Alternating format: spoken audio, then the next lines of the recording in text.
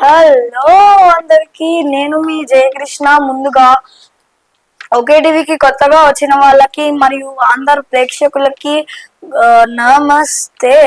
So నేను మీ జయకృష్ణ. ఇంతకు ముందు నేను చేసిన వీడియోకి మీరు మంచి సపోర్ట్ ఇవ్వడంతో నేను ఇప్పుడు మళ్ళీ వేరే వీడియో చేయడానికి వచ్చేసాను అనమాట. మనం ఈ వీడియోలో మన ఆర్మీ ప్లాన్స్ అయితే డిస్కస్ చేద్దాం. ఏవైతే పాకిస్తాన్ని చిత్తుగా ఓడించడానికి మనకి చాలా ఉపయోగపడతాయో. సో అందులో ముఖ్యంగా మనకైతే ఇండియాకి నేను ఇంతకు ముందు చెప్పినట్టు యుఎస్ఏ, రష్యా, ఫ్రాన్స్, ఇజ్రాయెల్ తో పాటు జపాన్ మరియు ఆస్ట్రేలియా కూడా మద్దతు ఇస్తాయని తెలిపాయి. సో ఈ వీడియోలో కానీ ఇంతకు ముందు ఉన్న వీడియోలో కానీ ఏదైనా పొరపాటు జరుగుంటే నన్ను క్షమించండి. ఇంకా వీడియో స్టార్ట్ చేసేద్దాం. సో ముందుగా మనం మన ఆర్మీ వాళ్ళ ప్లాన్స్ అయితే ఈ వీడియోలో డిస్కస్ చేద్దాం. ఏ ప్లాన్స్ అయితే యూజ్ చేసి మనం వాళ్ళ పాకిస్తాన్ అయితే క్యాప్చర్ చేయొచ్చు, ఆ పాకిస్తానీ సోల్జర్స్ అంతం చేయొచ్చు. అండ్ మరియు ఇప్పుడే మనకి అందిన సమాచారం అది ఎంత షాకింగ్ న్యూస్ అంటే, మన ఇండియన్స్ అందరికి హ్యాపీ న్యూస్, కానీ పాకిస్తాన్ వాళ్ళకైతే చాలా భయంకరమైన న్యూస్ అది. సో మనల్ని ఎన్ని రోజులు వార్ డిక్లేర్ చేసిన PM head Pakistan PM head ఎవరైతే ఉన్నారో, ఎవరో మీరు గెస్ చేయొచ్చా? సరే, ఎవరో మీరు గెస్ చేయలేకపోతే నేను వీడియో ఎండింగ్ లో చెప్తా దాన్ని. సో అప్పటిదాకా వెయిట్ చేయండి. అతను పాకిస్తాన్ వదిలి పారిపోయాడు. నిన్నటి నుంచి కనిపించట్లేదు. సో అది మనకి చాలా ముఖ్యమైన సమాచారం. ఇంకా పాకిస్తాన్ లో రెవెన్యూ మినిస్టర్ ఏమంటున్నాడంటే, ఒకవేళ వార్ గనక జరిగితే మేము మీ ఇండియా సైడ్ 120 న్యూక్లియర్ వెపన్స్ ఏం చేసి ఉంచాము, ఎక్కడెక్కడ పెట్టామో కూడా తెలీదు అంటున్నారు. సో ఇది వీడు పోయాడని రిలాక్స్ అయ్యే లోపల ఇంకొక భయంకరమైన న్యూస్ వచ్చింది. సో అది కూడా రియల్ ఆ ఫేకా తెలీదు. అండ్ ఇప్పుడు మీకు ఒక కామెడీ న్యూస్ చెప్పబోతున్నా. పాకిస్తాన్ ఎందుకని ఇంత కిందికి ఎందుకుంది పాకిస్తాన్, ఆ న్యూస్ అయితే మీకు చెప్పబోతున్నా. ఎందుకంటే మొన్నే డిఫెన్స్ మినిస్టర్ ఏమన్నాడు తెలుసా? మాకు పాకిస్తాన్ కి ఏం సంబంధం లేదు అన్నాడు. రెవెన్యూ మినిస్టర్ ఏమన్నాడు తెలుసా? బాంబులు అన్ని, న్యూక్లియర్ వెపన్స్ అన్నీ ఏం చేస్తున్నాం అన్నాడు. అంటే అందులో ఎవడు లైక్ రెవెన్యూ మినిస్టర్ ఒప్పుకున్నాడు, మేము టెర్రరిస్టులను పెంచుతున్నాం, అటాక్ చేసింది మేమా అని. డిఫెన్స్ మినిస్టర్ ఒప్పుకోలే. అంటే వాళ్ళకే క్లారిటీ లేదు ఎలా కవర్ చేయాలి, ఏం మాట్లాడాలని. ఇంకా మనకి పైకి స్పీచ్లు ఇస్తున్నారు. అట్లుంటది పాకిస్తాన్ వాళ్ళతోటి. కానీ ఇక్కడ ఇంకా రివర్స్ థింగ్ ఏంటంటే, రెవెన్యూ మినిస్టర్ అంటే ఏం తెలియకూడదు అది తెలిసింది. బాంబ్స్ అవన్నీ, న్యూక్లియర్ వెపన్స్, బాంబ్స్, టెర్రరిజం ఇవన్నీ ఎవరికి తెలియాలి? డిఫెన్స్ మినిస్టర్ కా, రెవెన్యూ మినిస్టర్ కా? కవరింగ్ ఎవరు చేయాలి? రెవెన్యూ మినిస్టరా, డిఫెన్స్ మినిస్టరా? అట్లుంటది పాకిస్తాన్ వాళ్ళతోటి. మరి ఇంకేం చేస్తాం? సరే, ఇదంతా చెప్పడం ఆపేస్తే మనం మన ఇండియన్ వాళ్ళ పాకిస్తాన్ ని చిత్తుగా ఓడించడానికి వేసిన ప్లాన్స్ అయితే చెప్పబోతున్నా. ముందుగా మనం నిన్న మాట్లాడుకున్నట్టు, నిన్న కాదు మొన్న, ఎప్పుడో అప్పుడు మాట్లాడుకున్నట్టు నా వీడియోలో ఇండియన్ నేవీ వాళ్ళు అరేబియన్ సీని బ్లాక్ చేసి అక్కడ నుంచి మిసైల్స్ వేసి టెర్రరిస్టులని కొలాప్స్. మాకు సంబంధం లేదని చెప్పే మిలిటెంట్ గ్రూప్సే పాకిస్తాన్ కి మిలిటెంట్ గ్రూప్స్ కి ఏం సంబంధం లేదని చెప్పారు కదా వాళ్ళు. అలా చెప్పే మిలిటెంట్ గ్రూప్సే సీక్రెట్ గా పాకిస్తాన్ ఆర్మీలో ఒక పార్ట్. క్లియర్? పాకిస్తాన్ ఆర్మీలో ఒక పార్ట్. సో ఇప్పుడు అలాంటి టెర్రరిజం గ్రూప్స్ చాలా మంది ఇంటిని వాళ్ళు మన వాళ్ళు అయితే కూల్ చేశారు రాకెట్స్ వేసి. సో నెక్స్ట్ థింగ్ ఏంటంటే, అందరు ప్రజలు భయంతో, పాకిస్తాన్ లో కానివ్వండి, ఇండియాలో కానివ్వండి, అందరు ప్రజలు భయంతో బంకర్స్ లో దాక్కుంటున్నారు. ఇంతకు ముందు కూడా అలానే చేశారు, ఇప్పుడు కూడా అలానే చేస్తున్నారు. సో ఇది ఫస్ట్ థింగ్ అనమాట. సెకండ్ థింగ్, ఇది నాకు చెప్పినట్టే అరేబియన్ సీని బ్లాక్ చేశారు కదా.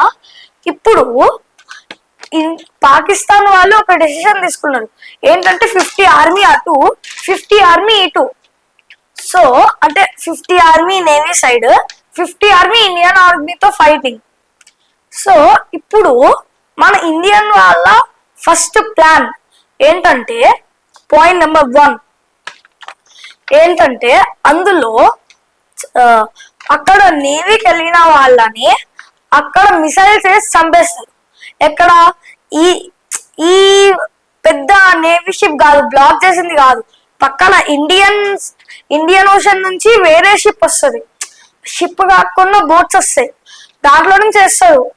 ఎందుకంటే ఇదేస్తే మన బ్లాక్ చేసిన వార్షిప్ వేస్తే ఎయిర్ క్రాఫ్ట్ క్యారియర్ వేస్తే అప్పుడు దాన్ని దృష్టి డిస్ట్రాక్ట్ అయిపోతుంది. ఆ టైంలో వచ్చేది ఈజీగా అటాక్ చేసి. సో వాళ్ళు వేయకుండా అంటే అది కూడా కొంచెం హెల్ప్ చేస్తుంది, కానీ మోస్ట్లీ అది వేస్తే ఏమైపోతుంది అంటే ఆ షిప్ డిస్ట్రాక్ట్ అవుతుంది అనమాట ఇటు సైడ్. అంటే అక్కడ వేరే కంట్రీ హెల్ప్ ఉంది, ఇక్కడ పాకిస్తాన్ వాళ్ళు ఉన్నారు. సో ఈ పాకిస్తాన్ వాళ్ళని అటాక్ చేయడానికి ఆ షిప్ ఇట్ సైడ్ బిజీ ఉన్నప్పుడు అటు నుంచి వాళ్ళ మిసైల్స్ తో ఈ షిప్ ని కూల్చేసే ఛాన్స్ ఉంది కదా. సో ఆ ముందు చూపుతోటే మన మిలిటరీ వాళ్ళు అక్కడ ఉన్న ఇండియన్ ఓషన్ నుంచి షిప్స్ ఆర్ బోట్స్ పంపించి మిసైల్స్ ఆర్ బుల్లెట్ల వర్షం కురిపించి ఇక్కడున్న 50% ఆర్మీని మటాష్. ఒకవేళ ఇక్కడున్న 50% ఆర్మీని చంపలేకపోయినా 25% ఆర్మీని అయితే చంపుతారు, అందులో నో డౌట్, తగ్గేదే లేదు. మిగిలిన 25% ఆర్మీ గుండెల్ని అరచేతుల్లో పెట్టుకొని పరుగున పాకిస్తాన్కి వెళ్ళిపోతుంది, మళ్ళీ బంగాళాఖాతం నుంచి అంటే మిలిటరీ బేస్కి వెళ్ళిపోతుంది మళ్ళీ. ఇది ప్లాన్ నెంబర్ 1. ప్లాన్ నెంబర్ 2, ఆ 25% ఆర్మీ అక్కడ బతికింది ఇక్కడ Pakistan base camp, army base camp అక్కడికి వచ్చి చూసేసరికి అక్కడున్న 50% ఆర్మీ అంటే సగానికి సగం మంది మొత్తం చచ్చిపోయారు. ఓకే, ఎట్లా మన ఆర్మీ వాళ్ళ అటాక్ తో. ఇప్పుడు వాళ్ళు 50% వేసేసినప్పుడు ఈ 25% మంది ఏం చేస్తారు? ఇది ప్లాన్ నెంబర్ 2. ఓకే, ఇంకా ప్లాన్ నెంబర్ 3 ఏంటంటే మనందరికీ తెలుసు బలోచ్ లిబరేషన్ ఆర్మీ BLA అన్నది పాకిస్తాన్ లోపల వాళ్ళకి వ్యతిరేకంగా ఫైట్ చేస్తుంది. సో మనం మన ఇండియన్ ఆర్మీని వాళ్ళ దగ్గరికి పంపి వాళ్ళకి సపోర్ట్ ఇచ్చి సో వాళ్ళతో కూడా స్ట్రైక్ చేయించవచ్చు, స్ట్రైక్ కాదు లైక్ అటాక్ చేయించవచ్చు. అప్పుడు ఏమవుతుంది? పాకిస్తాన్ లోపల ఫైట్ చేయాలి, పాకిస్తాన్ బయట ఫైట్ చేయాలి. సో ఈ విధంగా పాకిస్తాన్ కి చాలా ఎక్స్ట్రా స్ట్రెస్ కలుగుద్ది. అండ్ నెక్స్ట్ థింగ్ ఏంటంటే ఇప్పటికే చాలా మంది పాకిస్తానీ ప్రజలకి వార్ అస్సలు ఇష్టం లేదు. మన ఇండియాలో ప్రతి 0.1% కూడా వార్ కి నో చెప్పట్లేదు. ప్రతి ఒక్కరి రక్తం మరిగిపోతుంది. టాప్ లో ఉన్న కాశ్మీర్ టు లడాక్ నుంచి బాటమ్ లో ఉన్న తమిళనాడు వరకు, తమిళనాడే కాదు శ్రీలంక దాకా మొత్తం అందరి రక్తం మరిగిపోతుంది పాకిస్తాన్ వాళ్ళ పైన. సో మనకి తెలిసిందే వాళ్ళు సౌదీ అరేబియాకి బెగ్గర్స్ ఎక్స్పోర్ట్ చేసి అక్కడ నుంచి డబ్బులు తీసుకుంటున్నారని. ఇప్పటికే వాళ్ళకి $22 బిలియన్ డిబేట్ ఉంది. ఓకే, వరల్డ్ బ్యాంక్ లో డిబేట్ ఉంది. సో ముందే అప్పుల్లో కూరుకుపోయిన దేశం అది. ఓకే, తర్వాత ఇప్పుడు మనం water and food connection cut చేయడం కంటే మన సీనియర్స్ ఏం చెప్తున్నారంటే ఎక్స్పర్ట్స్ వార్ లో మనం వదలడమే బెస్ట్. ఎందుకంటే అంతగానం వాటర్ ని మనం స్టోర్ చేయడం అన్నది ఇంపాసిబుల్. కొన్ని టన్స్ లో ఉంటది, అది పాసిబుల్ అయినా కానీ అది కేవలం ఒక 2-3 days మాత్రమే వర్క్ అవుతుంది. అండ్ వాళ్ళు ఎందుకని రిలీజ్ చేసి పాకిస్తాన్ కి వాటర్ ఇవ్వడమే బెస్ట్ అంటున్నారు? ఎందుకు? వీళ్ళకి ఏమైనా పిచ్చా అని మీరు ఖచ్చితంగా అవుట్ వస్తుంది, నాకు తెలుసు. కానీ నేను చెప్పేది వింటే మీరే వాటర్ బ్లాక్ చేయడం కంటే రిలీజ్ చేయడమే బెస్ట్ అంటారు. ఎందుకంటే నేను చెప్పేది వినండి. ఇప్పుడు మనం ఆ వాటర్ ట్రీటింగ్ అన్నది సస్పెండ్ చేశాం కాబట్టి మనం వాళ్ళకి వాటర్ ఫ్లో ఎంత ఉందో మనం చెప్పాల్సిన అవసరం లేదు. సో తద్వారా మనకు కావాల్సినప్పుడు రిలీజ్ చేయొచ్చు, కావాల్సినప్పుడు వదలొచ్చు. అప్పుడు పాకిస్తాన్ వాళ్ళకి అసలు తెలియకుండా పోతుంది వాళ్ళకి కరువు ఎప్పుడు వస్తుందో వరదలు ఎప్పుడు వస్తాయో. అప్పుడు కరువు వస్తే కరువు, వరద వస్తే వరదలు, రెండు లాస్ అయ్యాయి కాబట్టి రెండింటినీ వాళ్ళు ఫేస్ చేయాలి. ఓకే, ఇప్పుడు చెప్పండి అది waste plan best plan? And second thing, వాళ్ళ దగ్గర ఇప్పుడు వాళ్ళే వేరే దేశం నుంచి డబ్బులు తీసుకున్నారు. ఇప్పుడు వేరే దేశాలకి డబ్బులు ఇచ్చి మరి నీళ్లు ఫుడ్ ఎక్స్పోర్ట్ చేయించుకున్నంత సీన్ లేదు కానీ పాకిస్తాన్ కి ఎకనామికల్ గా ఇంకా పొలిటికల్ గా మన ఇస్లామిక్ కంట్రీస్ అయితే వార్ కి సైన్యం, ఆర్మీ ఇదంతా వార్ లో పార్టిసిపేట్ చేయాలని చెప్పింది, కానీ ఎకనామికల్ గా ఇంకా పొలిటికల్ గా ఎప్పుడు సపోర్ట్ ఉందా అని మాట ఇచ్చాయి. సో అరే ఎకనామికల్ గా ఇంకా పొలిటికల్ గా అంటే పాకిస్తాన్ కి వేరే జియోగ్రఫికల్ కూడా అంటే వేరే కంట్రీస్ హెల్ప్ చేయాలేమో కానీ అందులో మన ఇండియాను మించిన కంట్రీ ప్రపంచంలో ఏదైనా ఉందంటే డౌటే. ఎందుకంటే మన ఇండియా ఎంత రిచెస్ట్ కంట్రీయో మనందరికీ తెలుసు. ఎంత ఎంత కల్చర్ మెయింటైన్ చేస్తుంది, ఎంత ట్రెడిషన్స్, దేవుడి పైన నమ్మకం ఏ కంట్రీలో టాప్ ఉందంటే అది మన ఇండియాకే వస్తుంది. ఎందుకంటే మన ఇండియాలో Buddhism, Sikhism, Hinduism, Jainism, Muslimism, Christianity ఇలాంటివి ఏం లేదు. లైక్ యునో, సో ఇలాంటివి ఏం లేవు. ఇండియాలో ప్రతి ఒక్కరు ఉండొచ్చు అని ప్రతి ఒక్కరి సొమ్ము ఇండియన్ సొమ్మే. కానీ పాకిస్తాన్ లో అలా కాదు కదా.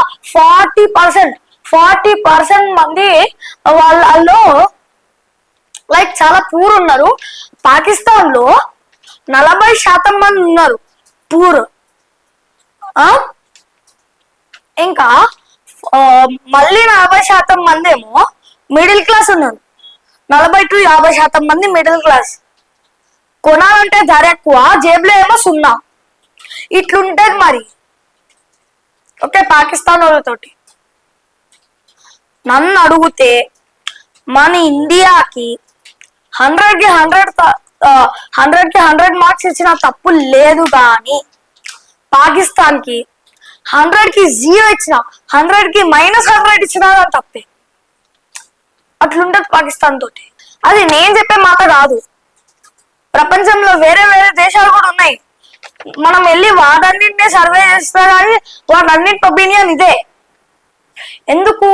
పాకిస్తాన్ కి దేశాలపై ఉన్న శత్రుత్వం అట్లాంటిది. దానికి ట్రేడ్ ఇంకా ఫ్రెండ్షిప్ అన్నది ఇస్లామిక్ కంట్రీస్ ఇంకా చైనా లాంటి దేశాలతో మాత్రమే ఉంది. అవి మొత్తం ప్రపంచంలో ఎన్ని ఒక 5 or 6 ఉంటాయి. మిగిలినవి కొన్నిటికి దాంతో సంబంధం లేకపోవచ్చు, కానీ దాదాపు 16 దేశాలకి పైగానే శత్రుత్వం ఉన్న దేశాలు ఉన్నాయి పాకిస్తాన్ కి. సో ఈ విధంగా టెర్రరిజంలో ప్రపంచంలోనే టాప్ లో ఉంది పాకిస్తాన్. మీకు అందరికీ తెలుసు ఇజ్రాయెల్ లో సరిగ్గా మన హైదరాబాద్ లో ఉన్నంత పాపులేషన్ కూడా లేదు, అయినా అంత టాప్ కంట్రీయో. అంతెందుకు, మన ఇండియాలో ఉంటే 80% వెపన్ అండ్ అమ్యునేషన్ ని మనం ఇజ్రాయెల్ నుంచే కొంటున్నాం. ఎందుకు? అది మొత్తం ఎటు చూసినా ఎడారిలో కూడా మొక్కల్ని ఎలా పెంచాలో, ఎలా పంటలు పండించాలో బాగా తెలిసిన దేశం ఇజ్రాయెల్. మన ఇండియాకి కూడా అగ్రికల్చర్ నేర్పించిన దేశం ఇజ్రాయెల్. అలా ఉంటది ఇజ్రాయెల్ తోటి. అలాంటి దేశం మన ఇండియాకి హెల్ప్ చేస్తుంది. మన ఇండియా ఒక్కటే ఆ పాకిస్తాన్ ని ఈజీగా మట్టి కల్పించచ్చు. అంటే మన ఇండియాకి ఇజ్రాయెల్ కూడా తోడొచ్చింది. ఇజ్రాయెల్ చుట్టుపక్కల ఉండే 6 నుంచి 7 దేశాలన్నీ ఇజ్రాయెల్ కి శత్రువే. 10 సంవత్సరానికి మినిమం 1 నుంచి 2 యుద్ధాలు చేయకుండా అసలు ఇజ్రాయెల్ కి టైమే గడవదు. అసలు ఏం గడుస్తుంది. కానీ చుట్టుపక్కల ఉన్న దేశాలు అట్లాంటివి. అది కుల్లో జెలసియో నాకు తెలియదు, కానీ 10 సంవత్సరాలకి మినిమం 1 ఒక్క యుద్ధం అయినా చేస్తుంది. ఓకే, ఇంకొక షాకింగ్ థింగ్ ఏంటంటే ఇజ్రాయెల్లో ప్రతి ఒక్కరు, even small child knows how to use a gun. తుపాకులు ఎలా వాడాలో చిన్న పిల్లల నుంచి వయసు అయిపోయిన ముసలో దాకా ప్రతి ఒక్కరికి తెలుసు. ఒక్కసారి పిల్లవాడికి 11 సంవత్సరాలు వచ్చాయంటే, అంటే ఆల్మోస్ట్ నా ఏజ్, నాకు కూడా ఈ ఇయర్ ఆగస్ట్ 8 కి వస్తుంది 11 సంవత్సరాలు. అప్పుడు నేను ఇజ్రాయెల్లో ఉంటే నాకు కూడా గన్స్ ఎలా వాడాలో నేర్పించేవాడు. అవసరమైతే ప్రతి ఒక్క మ్యాన్, అంటే ప్రతి ఒక్క మనిషి యుద్ధం చేస్తాడు ఇజ్రాయెల్లో 90 లక్షల మంది మాత్రమే ఉంటే అందులో 30 లక్షల మంది, అంటే అందులో ఆల్మోస్ట్ 20 నుంచి 30%, 30 కూడా కాదు 40 నుంచి 50% మంది ఉంటారు. అందులో అంతమంది కేవలం ఆర్మీ కోసమే వర్క్ చేస్తున్నారు. If a need comes, every person in Israel becomes a army soldier. ఇది పాయింట్ ఆఫ్ వ్యూ. ఎక్కడో ఇజ్రాయెల్ ఇక్కడున్న ఇండియాకి హెల్ప్ చేస్తుంది. ఇండియా నుంచే రక్తం పంచుకొని ఇండియాతో ఇంతకు ముందు ఫ్రెండ్లీ అగ్రిమెంట్ రాయించుకొని మనందరం ఇండియా ఇంకా ముస్లిం కలిసి ఉండలేము అని చెప్పి వేరే దేశం తీసుకుంది. సరే కలిసి ఉండలేరు, వేరే దేశం తీసుకున్నారు. ఫ్రెండ్షిప్ చేయడానికి ఏమైంది? ఫ్రెండ్షిప్ చేయలేకపోయినా పర్లేదు, మాట్లాడడం బాగా చేయండి. కానీ రివర్స్ లో అటాక్ చేయడం దేనికి? ఇప్పుడు హిందూ ముస్లింలు కలిసి ఉండలేకపోతే ఉండద్దు, నేనేం ఉండమని ఫోర్స్ చేయట్లే. ఉంటే మనకే మంచిది, వాళ్ళకు కూడా మంచిదే. వాళ్ళకు ఉండాలని లేదు, వాళ్ళు ఉండరు. లేదు, వేరే దేశం తీసుకున్నారు, పోయి అక్కడ ఉంటున్నారు. లుక్, అక్కడ ఉంటున్నారు, ఓకే. మనం వాళ్ళని ఎప్పుడైనా డిస్టర్బ్ చేశారమ్మా? మన లైఫ్ మొత్తంలో, అంటే మన లైఫ్ అంటే ఇండియా పుట్టినప్పటి నుంచి, పాకిస్తాన్ సపరేట్ అయినప్పటి నుంచి ఎప్పుడైనా మనం పాకిస్తాన్ ఇరిటేట్ చేసామా? అసలు దాంతో సరిగ్గా మాటలు కూడా లేవు మనకి. అదేమో రివర్స్ లో మన పైన అటాక్ చేస్తుంది. ఉగ్రవాదులంట, బాంబ్ బ్లాస్ట్ అంట. పలగాం అటాక్ లో పోలీసుల రూపం వేసుకొని వచ్చి ఐడి కార్డు చెక్ చేసి వాళ్ళ పేర్లు అడిగి హిందూ పేరు వినిపిస్తే చాలు దారుణంగా రాల్సి చంపుతున్నారు. తలపైన, నోట్లో చెప్పలేం కానీ ఇంకా వేరే చోట్లలో కూడా కాల్చి చంపారు. వాళ్ళ భార్య పిల్లల ముందే చంపారు. అడిగితే పోయి మీ మోడీకి చెప్పుకోండి అంటాం. హలో, పోయి మీ మోడీకి చెప్పండి అన్నారు వాళ్ళు. ఓకే, కానీ అదే మోడీ లేకపోతే, అదే మోడీకి మోరల్స్ అండ్ ఎథిక్స్ అన్న చిన్న పాయింట్ ఆఫ్ వ్యూ లేకపోతే, ఈ పార్టీకి టెర్రరిజంలో ఒక్కడు కాదు కదా, వాడి వేలికున్న ఒక చిన్న వేలు, అంటే వాడి చేతికున్న చిన్న వేలు కూడా కనిపించేది కాదు అదే మోడీ లేకపోతే. How dare them to attack on India? సరే, అది వాళ్ళ బుద్ధిలోనే ఉంది, మనం ఏం చేయలేము. ఇట్లాంటి మనం స్ట్రైకులు చేసుకుంటూ కూర్చున్నాం, అది కూడా ఒక రకంగా మన తప్పే. మన ఇండియాలో కరప్షన్ ఉంది, కరప్షన్ ని సరి చేసుకోవచ్చు. ఫర్ ఎగ్జాంపుల్, ఇప్పుడు కిటికీ తెరిస్తే స్వచ్ఛమైన గాలితో పాటు దుమ్ము కూడా వస్తుంది. దుమ్ముని వాక్యూమ్ క్లీనర్ తో క్లీన్ చేస్తాం. ఓకే, కానీ బురద వచ్చింది, ఆ బురద ఎండిపోయి బండలకు అంటుకుంది. ఫ్లోర్ ఏమంటారు, కింద భూమికి ఎండిపోయి అతుక్కుంది. దాన్ని దీంతో తీస్తాం. దేవుడు దిగొచ్చినా తీయలేం దాన్ని. ఇలాంటి సిచ్యువేషన్ లో పాకిస్తాన్ కి సరెండర్ అవడం తప్ప వేరే ఆప్షన్ ఉండదు జనరలీ. కానీ వాళ్ళు వార్ డిక్లేర్ చేస్తారు. ఆ వార్ డిక్లేర్ చేయడానికి కారణం కూడా మొబైల్ రాకెట్ ప్రొజెక్టర్స్ ఇంకా మైన్ వార్ఫేరే. అసలు అవి ఎక్కువ ఉన్నా కానీ, అవి ఇంతకు ముందు కూడా సేమ్ ఉన్నాయి, ఇప్పుడు కూడా సేమ్ ఉన్నాయి. అయినా కానీ మనం కాశ్మీర్ వార్ మనమే గెలిచాం, ఇండో పాక్ వార్ మనమే గెలిచాం, బంగ్లాదేశ్ లిబరేషన్ వార్ మనమే గెలిచాం. ఆఖరికి కార్గిల్ వార్ కూడా మనమే గెలిచాం. అదొక బెస్ట్ ఎగ్జాంపుల్. కార్గిల్ వార్ మనం పాకిస్తాన్ ని ఎట్లా మషి చేసామని చెప్పడానికి కార్గిల్ వార్ ఒక best example. Okay, Kargil war ఒక బెస్ట్ ఎగ్జాంపుల్ అని అడిగితే, కార్గిల్ వార్ లో ఎంత గట్టిగా ఊత కోత పోసినామో, ఎన్ని ఎక్కువ బుల్లెట్ల వర్షాలు కురిపించినామో, ఎన్ని ప్రాణాలు పోయాయో లెక్క పెట్టడానికి చుక్కలు కనబడ్డా గాని ఇప్పుడు ఇంకా బుద్ధి రాకుండా మేము వార్ చేస్తామని వార్ డిక్లేర్ చేస్తున్నామంటే ఎంత ఇంకా మాట్లాడొద్దు. కానీ మన ఇండియా వాళ్ళని చిత్తు ఓడిచేస్తుంది. అప్పుడు కానీ సరెండర్ అవ్వాల్సిన ఆప్షన్ తప్ప వేరేది ఏం లేదు. కానీ పాకిస్తాన్ వాళ్ళు ఇప్పుడు మన ప్రపంచంలో చాలా దేశాలు ఉన్నాయి. వాటి సంఖ్య నాకు తెలియదు కానీ చాలా ఉన్నాయి. అవన్నీ అలవాటు చేసుకొని టెర్రరిజం పాకిస్తాన్ ఒక్కటి ఎందుకు అలవాటు చేసుకుంది నాకు తెలియాలి. ఆ టెర్రరిజం ఎందుకు అలవాటు చేసుకుంది? అలవాటు చేయొచ్చు. Australia, USA, Japan, Indonesia, Malaysia, China ఇవేమన్నా అలవాటు చేసుకోవచ్చు. ఆఫ్ఘనిస్తాన్ కూడా, అంతెందుకు ఆఖరికి సౌదీ అరేబియా, ఈజిప్ట్ కూడా చేసుకోవచ్చు. పాకిస్తాన్ మాత్రమే ఎందుకు? అది పాకిస్తాన్ రక్తంలో ఉంది, పాకిస్తాన్ బుర్రలో ఉంది. మొన్న జనరలీ ఒక 15 to 20 days బ్యాక్ నేను నాకు చెప్పిన పిఎం కి హెడ్ పేర్లా, అతను ఎవరో లాస్ట్ లో చెప్తా, అతని పేరు నాకు కూడా తెలీదు.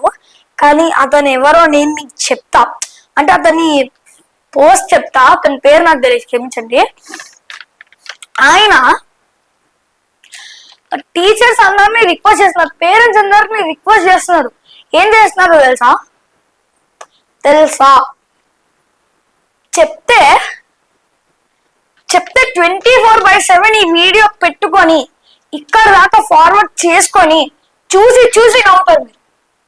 అట్లా చెప్తున్నాడు. ఏం చెప్పింది తెలుసా? Please let your later generations know, please let your later generations know the history, the story, the power of Pakistan. The history, the story, the power of Pakistan.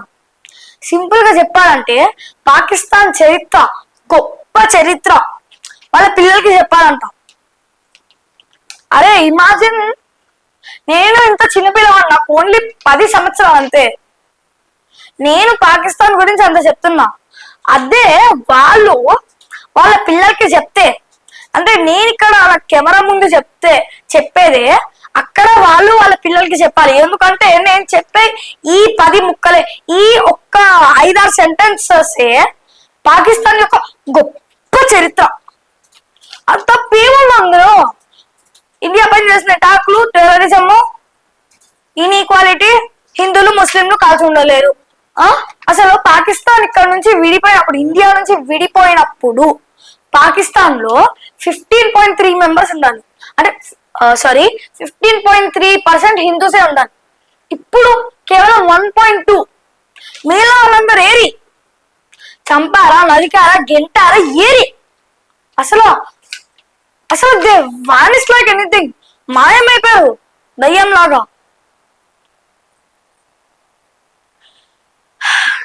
So ఎలా అయినా పాకిస్తాన్ ఇప్పుడు సరెండర్ అవ్వాల్సిందే గాని వేరే ఆప్షన్ లేదు.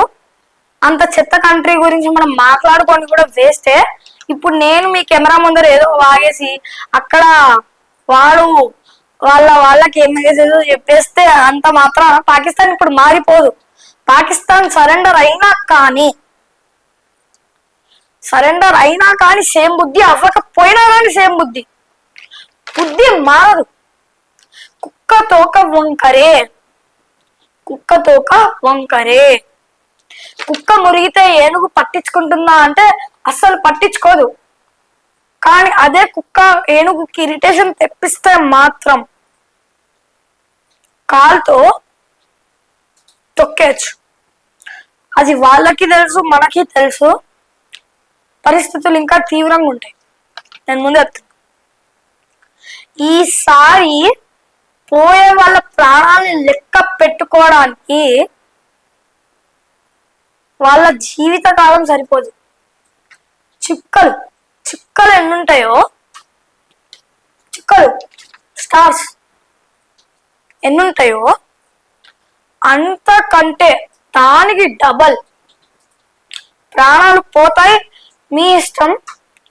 అండ్ ఇక్కడతో ఈ వీడియోని అయితే ఆపేస్తున్నా, ఎందుకంటే మనం ఎంతో మాట్లాడినా ఇంకా దానికి బుద్ధి రాదు పాకిస్తాన్కి. సో ఇంతకు ముందు నేను మిమ్మల్ని అడిగాను కదా, ఎవరో తెలుసా ఆ వేస్ట్ ఫెలో అని. ఆ వేస్ట్ ఫెలో వచ్చేసి మిలిటరీ హెడ్. సో ఆయన army chief, Pakistan army chief. ఆయన పేరేంటో ఇప్పుడు మనం చూద్దాం. సో ఇప్పుడు ఆయన పేరు అజీమ్ మునీర్. అజీమ్ మునీర్. ఆయన పిక్చర్ నేను మీకు చూపిస్తా. ఈయన అజీమ్ మునీర్. అజీమ్ మునీర్. సో ఈయన ఆ స్పీచ్ ఇచ్చిన ఓకే ఆ స్పీచ్ ఇచ్చిన మనిషి, వార్ డిక్లేర్ చేసిన గొప్ప రాజు, పాకిస్తాన్ పిఎంనే రూల్ చేసే, చెప్పాను కదా, పాకిస్తాన్ పిఎంనే రూల్ చేస్తాడంటే చూసుకోవచ్చు మన అజీమ్ మునీర్ ఇంత గొప్పవాడు. సో ఈ వీడియో కింటే మీరు ఇక్కడ దాకా చూసుంటే తప్పకుండా ఒక లైక్ వేసుకోండి. Like please. అండ్ షేర్ చేయడం మర్చిపోవద్దు, ఎందుకంటే పాకిస్తాన్ వాళ్ళు ఎంత క్రూషియలో ప్రతి ఒక్కరికి తెలియాలి. ప్రతి ఒక్కరికి తెలియాలి. ఓకే, ప్రతి ఒక్కరికి తెలియాలి. ఈ ఇండియాలో అందరూ చూడడం అది మన చేతుల్లో లేదు కదా, అందరికి తెలుగు రాదు కదా. సో మీకు తెలిసిన మన తెలుగు లాంగ్వేజ్ ఫ్రెండ్స్ ఎవరైనా ఉంటే వాళ్ళకి ఈ వీడియో అయితే షేర్ చేయండి. అండ్ ముఖ్యంగా ఛానల్కి కొత్తగా వచ్చిన వాళ్ళు సబ్స్క్రైబ్ చేయండి ప్లీజ్. నా మొహం చూసైనా సబ్స్క్రైబ్ చేయండి. అండ్ జై హింద్, జై తెలంగాణ. Bye bye.